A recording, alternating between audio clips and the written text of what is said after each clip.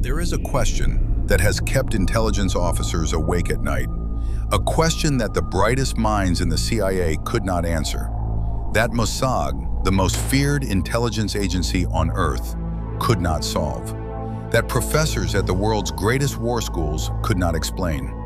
The question is not, how do you defeat Iran? The question is, can Iran even be defeated? Because Iran is not built like other nations. Iran is not built to win wars. Iran is built to do something far more dangerous. Iran is built to never lose one. This is the story of how and why it changes everything. Saddam Hussein, born in a mud hut in a small village in Iraq, no electricity, no running water. A boy who grew up with nothing. But from that mud hut, he built something the world had never seen. 1 million soldiers, thousands of tanks, the most powerful Arab army ever assembled.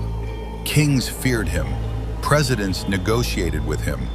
The entire Middle East spoke his name in whispers. For decades, Saddam Hussein was untouchable. But he had one fatal flaw, one that would cost him everything. Every decision ran through him, every order, every command. One man, one brain, one nerve center.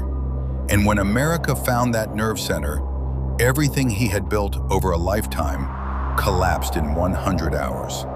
From the most feared man in the Middle East to a man found hiding in a hole in the ground. Iran watched every moment of it, studied every detail, and made a decision that would rewrite the rules of modern warfare forever. In ancient Greek mythology, there was a creature called the Hydra, a monster with many heads. Cut off one head, 2 more would grow back. Warriors who faced it died not because they were weak, but because they were fighting something that could not be killed the conventional way. In the quiet rooms of Tehran, Iran's military strategists read that story and saw not a myth, but a blueprint. What if an entire army was built like the Hydra? No single head, no single brain, no single nerve center. Instead, thousands of smaller units, each with its own brain, each with its own weapons, each with its own intelligence, each capable of thinking, acting, continuing without any orders from above. You could kill the general, 10 others would rise without ceremony, without pause, without hesitation. You could destroy the headquarters. Operations would continue as if nothing had happened. They called it the Mosaic Doctrine. Behind every great idea, there is a man. His name was General Mohammad Jafari. He was not the kind of general you would find on magazine covers. No grand speeches, no dramatic uniforms, no hunger for fame. Just a quiet man with a very dangerous mind. In 2005, General Jafari sat down and began to redesign the entire Iranian military from the ground up. He divided Iran into 31 provincial commands, each one completely independent, each one with its own weapons, its own intelligence, its own chain of command, its own ability to fight, even if Tehran was completely destroyed. He went even further. Every single commander had 3 named successors, ready to step up instantly. No ceremony, no transition period, no moment of weakness, just continuity. General Jafari did not build an army. He built a living organism, one that could survive any wound, any strike, any decapitation. And then quietly, he stepped back into the shadows, leaving behind something the world had never seen before. But General Jafari was not finished, because building an army that cannot be destroyed was only half the problem. The other half was spies. Every great military has a weakness. People talk, people get paid, people betray. The CIA knew this, Mossad knew this, and for decades, they sent their best agents into Iran. Some were recruited, some were trained, some penetrated places once considered completely untouchable. And for a moment, they thought they were inside the system. But here is the secret: nobody publishes. Iran did not just build for secrecy, Iran built for betrayal. Every layer of their system is watched by another layer. Every agent is suspected, even before they prove their loyalty. Every hallway is filled, not just with doors, but with mirrors. You think you are inside the system until you realize the system anticipated you long before you arrived. The agents who entered that labyrinth, believing their training would save them, simply disappeared. Iran made no announcements, no dramatic press conferences, just silence. On the 28th of February 2026, America and Israel launched their strikes.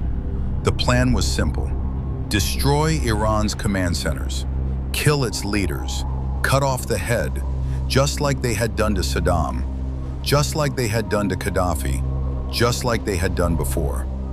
The strikes were massive.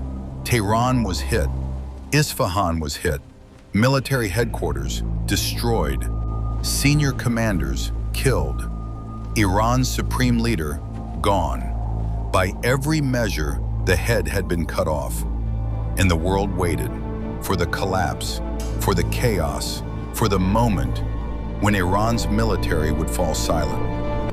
But something extraordinary happened. Nothing stopped. Missiles kept flying. Naval operations continued. Proxy forces across the region activated without a single order from Tehran. Lebanon fought, Iraq fought, Yemen fought, each unit already knowing exactly what to do, already having its own brain, its own weapons, its own mission. General Jafari had been gone from his position for years, but his creation was very much alive. The head had been cut off, and the Hydra simply grew new ones. Here is the truth that no American general will say publicly. America knows how to win battles. Nobody does it better. Shock and awe, precision strikes, overwhelming firepower. America has mastered the art of destroying things. But Iran was not built to be destroyed. Iran was built to absorb destruction and keep fighting. Think about what America has already done. They killed Iran's supreme leader. They destroyed military headquarters. They struck oil fields. They bombed cities. By every traditional measure of war, Iran should have collapsed weeks ago. But here is what happened instead. Iran's new leadership was already in place before the dust had settled. Operations continued without missing a single beat. 50,000 American troops are now in the Middle East. 2 aircraft carriers, the most powerful military force ever assembled in that region. And yet, the war continues. Germany's chancellor said it plainly: regime change in Iran is unlikely. He pointed to Afghanistan, where America spent 20 years, $2 trillion, and left with nothing changed. Because here is what empires always forget. You can destroy a building, you can kill a general, you can flatten a city, but you cannot bomb an idea. And Iran's entire military strategy is not a building, it is not a general, it is not a city, it is an idea. Planted deep in the mind of every single soldier, in every single one of those 31 commands, across every corner of Iran. You cannot kill what has no single place to die. So here we are, the most powerful military force ever assembled in the Middle East. 2 aircraft carriers, 50,000 soldiers, precision missiles, stealth bombers, everything America has pointed at one country. And that country is still standing, still fighting, still breathing. History has seen this before. The Roman Empire, the greatest military force the ancient world had ever seen, did not fall in one battle. It fell slowly, stretched too thin, fighting too many wars, spending too much money, until one morning the empire woke up and had nothing left to give. America spent 20 years in Afghanistan, $2 trillion, left with nothing changed. America spent trillions in Iraq, left with nothing changed. And now, America is fighting Iran, a country that spent decades specifically preparing for this exact moment.